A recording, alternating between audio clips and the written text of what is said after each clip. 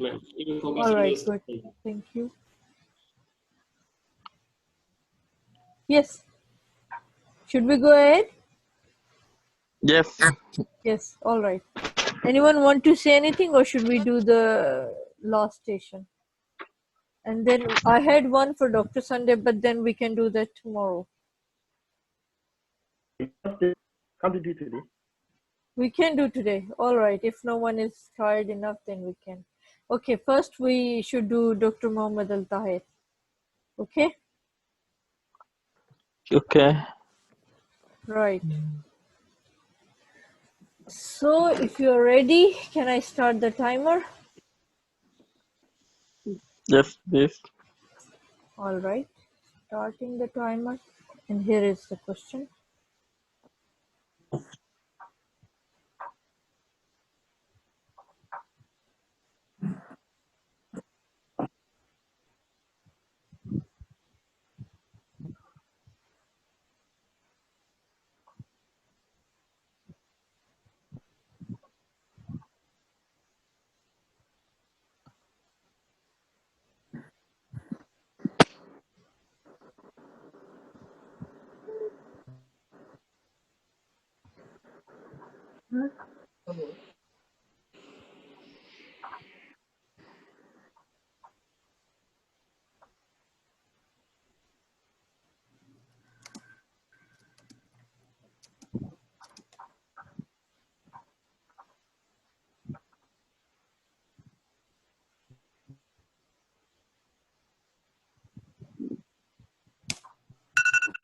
Right. So, if you've read and understood, kindly tell me what is your provisional diagnosis?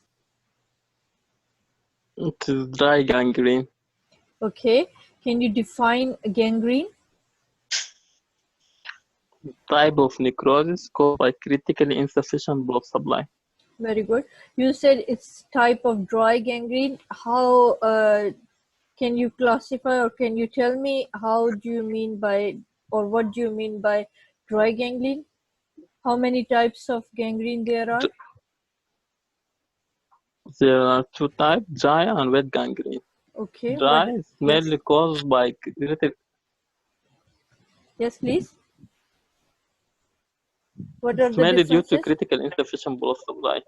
And so, The yes. dry, the differences, dry mainly occur in the lower limbs, Yes. in the limbs mainly, while wet gangrene is mainly in the bowel. Dry gangrene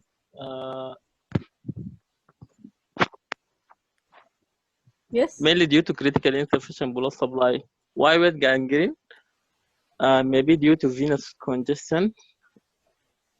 How are the Wet gangrene has difference? bacterial infection Yes. and putrefaction, Yes. What about while the? there is no little or no bacterial infection in the dry. There is clear line of demarcation in the dry gangrene, Yes. where it is spread in the wet gangrene. The texture, it is for the dry, it is dry and black. Okay, can you tell me what about while wet gangrene, it is rotten and soft and also black. All right, depending upon prognosis, which gangrene is better? The dry gangrene, because has no bacterial infection. Okay, bacteria fails to survive and it is due to little ischemia. All right, okay. All right. Can you tell me, yes, can you tell me what are the risk factors for gangrene? There is modifiable and non-modifiable risk factor. Non-modifiable such as the age, genetic abnormalities, and family history. Yes. Modifiable such as diabetes, hypertensive, smoking and alcohol, hyperlipidemia, obesity, and immobility. Okay, good. Increase the LLDL, high carbohydrate intake.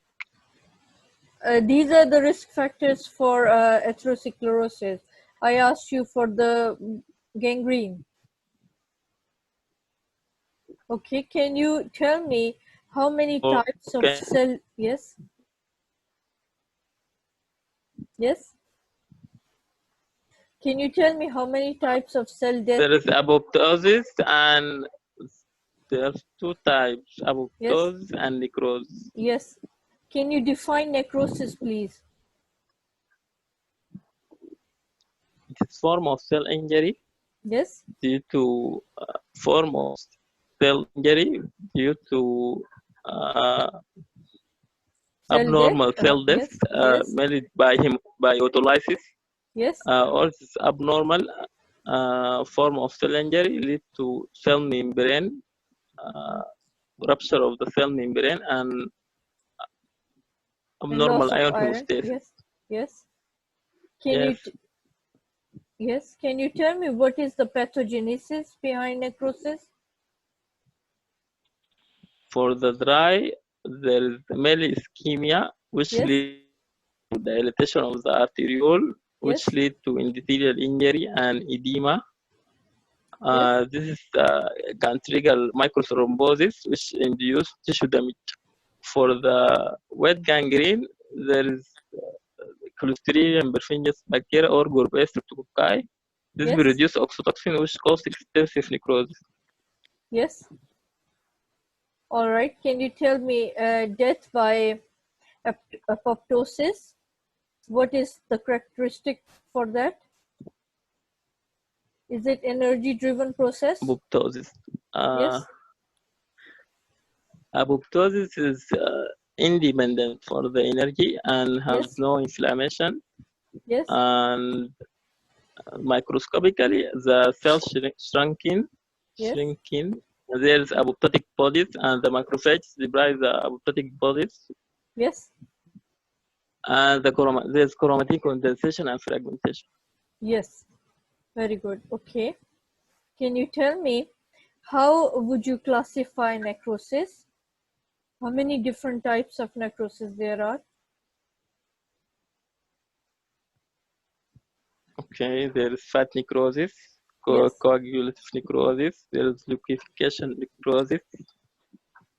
Can you explain them with examples? Yes, please. There's gaseous necrosis. Yes. Yes, fat necrosis can be due to coagulative necrosis mainly due to uncritical insufficient blood supply. It can be either in the heart, for example. Also, there's liquefaction necrosis. This is complicated by putrefaction or bacterial infection. Yes. There's also fat necrosis due to enzymatic digestion, acute hemorrhagic pancreatitis, for example. Yes. And there is gaseous necrosis. This form of necrosis. This form of type of necrosis, in which necrotic tissue resembles cheese. And it's seen in can what be type of TB granuloma.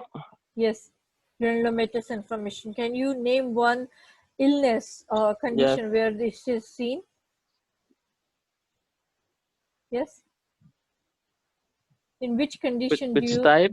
Yes. Coagulative caseous necrosis is seen in which conditions? TB. Tuberculosis, good. Can you tell me what sarcoidosis? Yes. Okay. Can you tell me what might be the complications of gangrene? What will happen if you will not treat a gangrenous tool like this? What are the complications of gangrene? Yes, it may lead to sepsis mainly, or we can eventually lead to amputation. Okay. Can you tell me what are the treatment options which are available? For the dry gangrene, it is mainly surgical, mainly amputation.